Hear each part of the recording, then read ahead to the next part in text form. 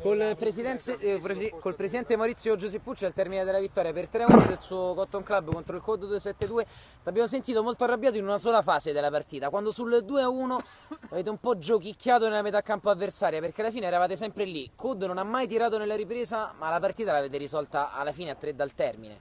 Sì, diciamo che oggi abbiamo espresso una buona qualità di gioco, abbiamo giocato in maniera corale, abbiamo fatto belle azioni, però abbiamo tenuto aperta la partita fino a 10 dalla fine, 2-1, abbiamo avuto tante occasioni, ma quando andavamo a tirare eravamo un po' naif, tocco di petto, passaggio di piatto, passaggio di suola, invece di andare a tirare forte e a cercare di fare gol. Era questo che ho rimproverato ai giocatori.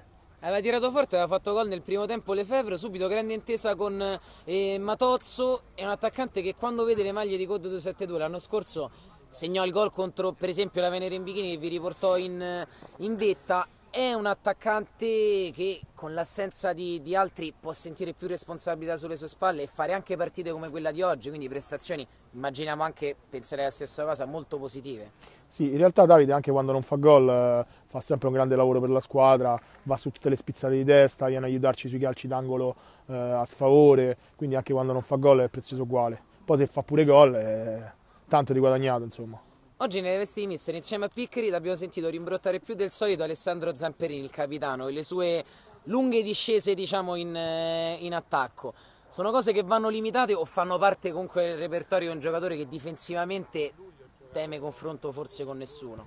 No, Ale ce l'ha un po' come natura quello di spingersi avanti sui calci d'angolo eppure qualche volta palla al piede. Il problema è che se scende lui dopo rimaniamo, non sempre gli automatismi scattano, quindi rimane un buco difensivo, quindi io preferisco che lui non si muova mai dalla metà campo nostra. Ultimissima, più che altro una curiosità personale, su questo terreno di gioco COD 272 ha avuto qualche problema sia con la direzione arbitrale che col rapporto con qualche avversario. Oggi invece abbiamo visto anche in seguito a decisioni dove ci sono state discussioni sempre tanta distensione. Qual è il rapporto con la dirigenza di COD 272 e comunque in generale quando vi incrociate? No, cordialissimi, ma come lo è con tutti in questa Lega. È un clima cordiale perché quando ti incroci con delle persone, delle dirigenze 3 volte in un anno, 4 volte se capitano in Coppa, poi si crea un clima familiare, tra virgolette. Poi in campo può succedere che uno la pensa in un modo e uno in un altro, ma finisce là.